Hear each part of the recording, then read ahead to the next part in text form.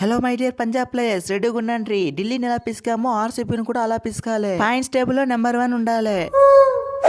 అరే ఉండు దాబానన్న, వాళ్ళు సిఎస్కేతో ఓడిపోయి చాలా బాధలో ఉన్నారు. మనం అటు చూసి ఓడిస్తాం.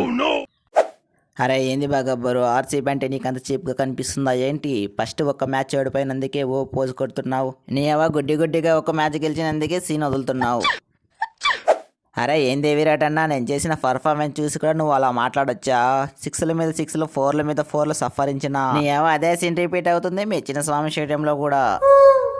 అరే చెప్పకుండా శ్యామ్ తమ్ముడు, మ్యాచ్ స్టార్ట్ కాకముందు ఎందుకు భయపెడుతున్నా చెప్పు? అరే ఎలాగైనా ఒట్టిగా 2 పాయింట్లు ఇస్తారు, భయం ఎందుకు చెప్పు? అరే ఏంది బాగబ్బరు, ఒక్క మ్యాచ్ ఓడిపోయినందుకే నీ తంటలా. నీ మీపై గెలిచి ఆర్సీబీ ఏంటో చూపిస్తా. నాయనా జోసెఫ్, నేను 11 కోట్లు పెట్టి కొన్నాము, ఒక పుల్లైనా పెరగాల కదయ్యా.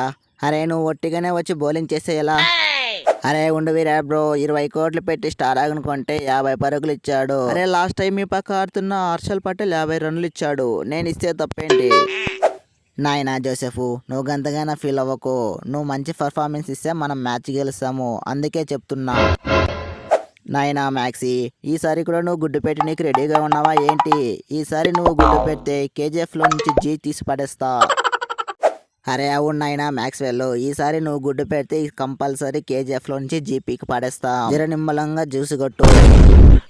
అరే ఉండు ఫ్యాబ్రో, లాస్ట్ టైం చిన్న మిస్ మ్యాచ్ అయ్యింది, అందుకే వికెట్ అయిపోయినా. ఈసారి మన చిన్న స్వామి స్టేడియంలో దిబిడే. నేను లాస్ట్ మ్యాచ్ అప్పు కూడా తెచ్చేస్తా, సెంచరీల మీద సెంచరీలు సప్పరిచ్చేస్తా. ఫ్రెండ్స్, ఈ వీడియో మీకు నచ్చినట్లయితే తప్పకుండా ఈ వీడియోని లైక్ చేసి మన ఛానల్ సబ్స్క్రైబ్ చేసుకోండి. నేనైతే ఈ మ్యాచ్ ఆర్సీబీ పక్కా గెలుస్తుంది అనుకుంటున్నా. అలాగే మీరేమనుకుంటున్నారో తప్పకుండా కామెంట్ చేయడం మాత్రం మర్చిపోకండి.